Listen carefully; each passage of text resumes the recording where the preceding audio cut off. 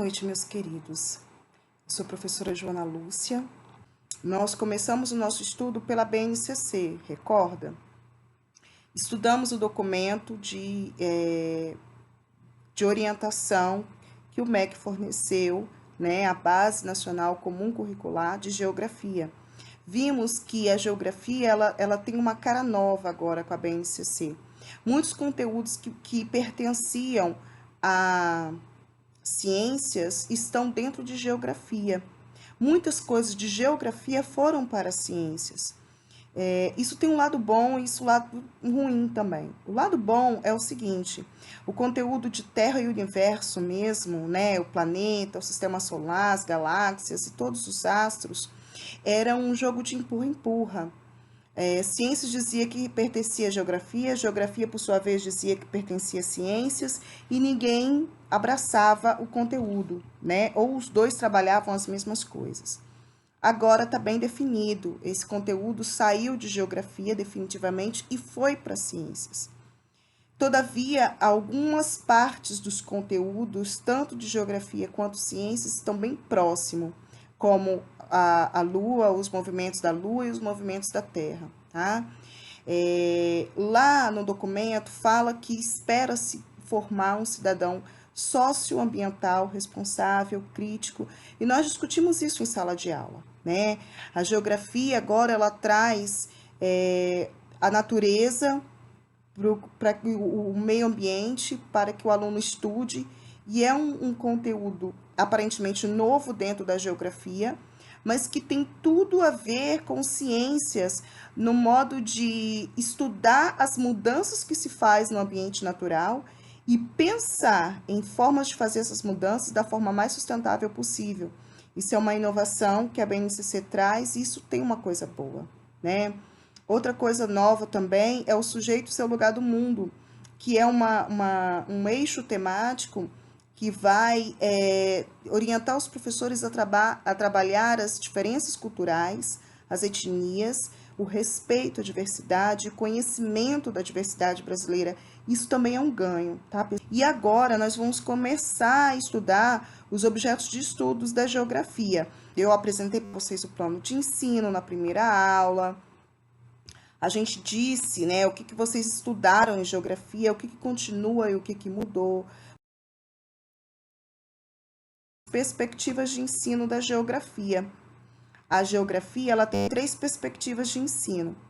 A tradicional, que se prende muito a conceito, né, totalmente conceitual, se preocupa em ensinar o aluno os conceitos sobre rio, mar, hidrografia, relevo, paisagem, ou seja, é aquele professor que vai cobrar na prova excesso de conteúdo e não vai ficar muito preocupado em despertar no aluno criticidade, análise, né?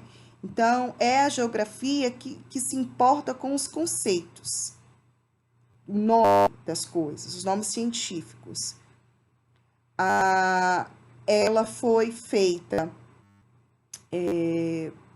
a definição foi feita por um francês, né? E essa geografia tradicional, ela aparece ainda com frequência na nossa sala de aula, né? Não quer dizer que não trabalhar os conceitos em geografia, não é isso. Os conceitos, eles precisam ser trabalhados, mas a gente precisa dar significado a esses conceitos, levar o aluno a perceber o que há por detrás desses conceitos. E aí que entra as outras 2 perspectivas de ensino, a crítica e a cultural, que nós vamos falar sobre elas mais propriamente agora.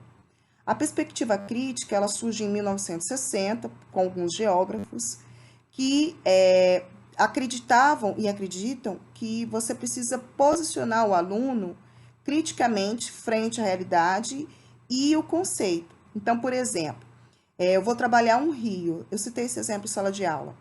Eu não vou falar aonde que nasce, as cidades que ele percorre e aonde ele deságua até encontrar no mar, que é a Foz, apenas isso. Não, isso faz parte da geografia tradicional. Eu vou trabalhar o tradicional e vou agregar ainda mais conhecimentos.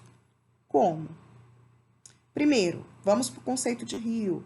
Rio é toda água, né, que tem movimento, que corre em direção às águas salgadas. São estreitos, tem uma correnteza, ok. Esse rio, existem vários rios, tem um rio principal, tem um rio que são coletores, o rio principal também é chamado de coletor, e tem os seus afluentes, que é o que o pessoal chama de braço de rio, que são aqueles rios menores que podem formar lagos, riachos. Ok, eu trabalhei o conceito do rio. Falei então dessa hidrografia. Agora eu vou falar outras coisas. Onde nasce o rio?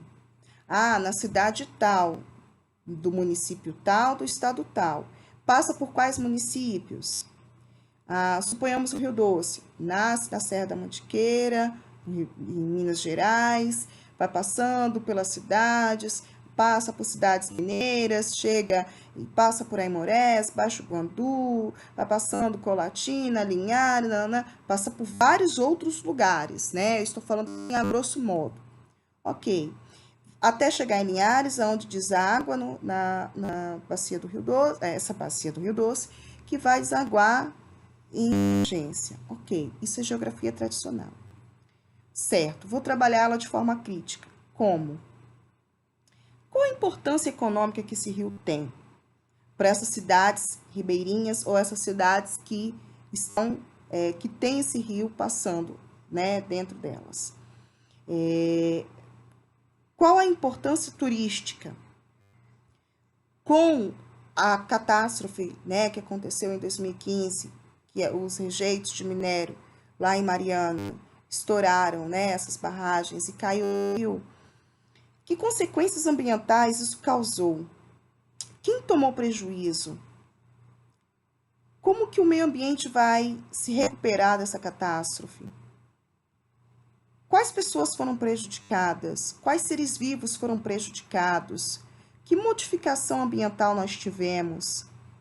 Tudo isso são questões que a gente pode levantar para fazer o aluno pensar e se posicionar criticamente e perceber que aquele rio ele tem uma importância econômica, ele tem uma importância turística, ele tem uma importância sociohistórica, que ele não é só um curso de água que corre em direção ao mar, mas que ele também é o meio de trabalho de muitos pescadores, é o meio de lazer de muitas crianças, é o meio de sustentabilidade, é o meio de sustentar a água de certos municípios, como Linhares, por exemplo, através do Rio Pequeno, que é um afluente do Rio Doce, também Colatina, que é o principal rio que abastece a cidade. Então, tudo isso, trabalhar tudo isso, é articular conhecimento, é agregar conhecimento ao teórico. Ou seja, o tradicional ele se prende apenas à teoria, ao livro didático, o que está no livro didático. A crítica, a perspectiva crítica, ela vai para além da teoria. Ela vai agregar as notícias, os fatos, acontecimentos que estão acontecendo, que envolvem aquele fator geográfico, aquele objeto de estudo da geografia. Eu dei exemplo do rio, mas poderia ser qualquer outra coisa. Mas que faça o aluno pensar, refletir. Criticidade não é falar mal, às vezes é falar bem, mas é pôr o aluno para pensar sobre o assunto, relacionar certas informações dentro da própria disciplina ou até mesmo de outras áreas de conhecimento. Então, isso é trabalhar de forma crítica. A próxima perspectiva de ensino é a cultural, que ela tem um peso de emoção, de saudosismo, de importância emocional, uma carga emotiva. Porque ela vai falar da cultura, e a cultura, o conceito de cultura ele é muito amplo, mas simplista, de uma forma simplista, ações de um povo num determinado momento da história, são costumes, tradições, existem uma série de conceitos. Mas quando eu falo de cultura, eu vou me remeter a vários povos, a várias gerações, a história. Então, É uma corrente criada na Alemanha, no fim do século XIX, que defende um relacionamento mais próximo da ciência com a história. Antropologia, sociologia, filosofia, psicologia, tendo cultura, nas representações que o homem faz de si e do espaço. Muitos educadores acham que a análise da relação do homem com o meio aprofundaria os conhecimentos sobre territórios. Então, quando eu vou trabalhar esse mesmo rio de uma forma cultural, eu vou trabalhar na reflexão também. Só que a minha análise ela vai se basear no que esse rio era, no que ele está hoje e o que ele poderá estar no futuro. A importância desse rio hoje e no passado. Lá em 1950, quando a minha mãe veio para Linhares, a Lagoa do Aviso não era poluída. O Rio Doce não era poluído, né? A gente sabe, através de livros como Panorama Sócio-Histórico de Linhares, acho que esse é o nome da Zunte, o livro Por que Linhares tem tantas lagoas, da Zunte também, fala sobre isso. O Rio Doce já foi muita água, já teve muita água de navios, né, trafegarem por ele. E hoje existem vários bancos de areia que impossibilitam, às vezes, um barco a motor passar em certos lugares. Então, isso mostra que houve mudanças. E essas mudanças estão relacionadas à retirada da mata ciliar. Aí eu vou ter que explicar para o meu aluno o que é mata ciliar.